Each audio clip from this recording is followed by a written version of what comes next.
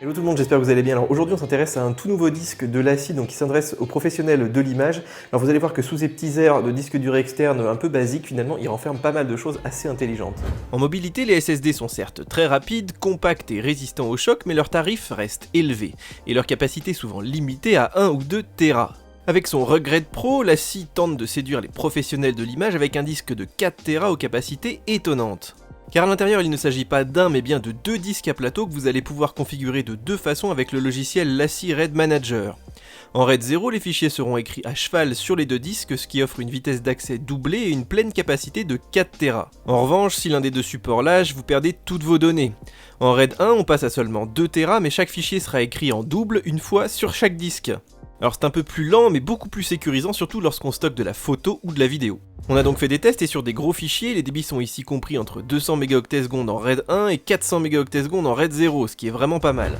Évidemment sur les petits éléments, les débits s'effondrent rapidement comme avec tous les disques à plateau. Mais ce n'est pas tout, ce modèle intègre un lecteur SD très pratique en mobilité et qui a parfaitement tenu les débits de nos cartes SD et micro SD à 100 Mbps. En utilisant l'App Toolkit, il est même possible d'importer les fichiers automatiquement mais aussi de synchroniser un dossier du Mac sur le disque, bien qu'à l'usage on préfère souvent gérer tout ça manuellement. Autre atout de ce modèle, il embarque un port USB-C et ce superbe câble orange d'excellente facture est même fourni dans la boîte, même si on aurait aimé qu'il soit un petit peu moins court. Le disque est auto-alimenté par la plupart des Mac, mais un chargeur externe également fourni sera nécessaire sur certains modèles comme le MacBook 12 pouces. Le constructeur offre également un câble USB-A pour les ordinateurs plus anciens.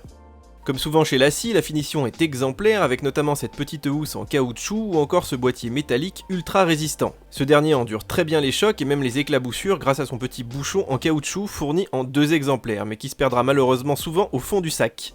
En partie isolé par sa couverture orange, le disque chauffe beaucoup lorsqu'il est très sollicité mais reste malgré tout très silencieux puisqu'il est dépourvu de ventilateur. A l'arrivée, nous avons rapidement adopté ce modèle pour y stocker nos projets Final Cut Pro pour décharger rapidement nos réflexes. Véritable chaînon manquant entre le SSD et le gros RAID de bureau, il sera donc plutôt destiné à du stockage temporaire de gros fichiers qu'à du traitement photo-vidéo. Si vous souhaitez surtout installer un système, faire du montage ou traiter des batchs de petits fichiers, mieux vaut toujours s'orienter vers un SSD. À 400€, le rapport qualité-prix nous a donc paru très correct au regard de la capacité, des connectiques et des performances. Comme avec le Too Big Dock que nous avions testé récemment, LaCie a encore une fois visé juste avec ce modèle parfaitement taillé pour les vidéastes et les photographes en mobilité. Voilà les amis, la vidéo est terminée, alors je vous ai mis le lien juste en dessous donc pour l'acheter. N'oubliez pas aussi de me poser des questions, j'y répondrai avec plaisir dans les commentaires. Et puis pour le reste, les petits likes, on s'abonne bien sûr à la chaîne et nous on se retrouve donc sur nos applications mobiles, sur le site et bien sûr sur YouTube pour de nouvelles vidéos. Ciao ciao. There goes a sight from my soul.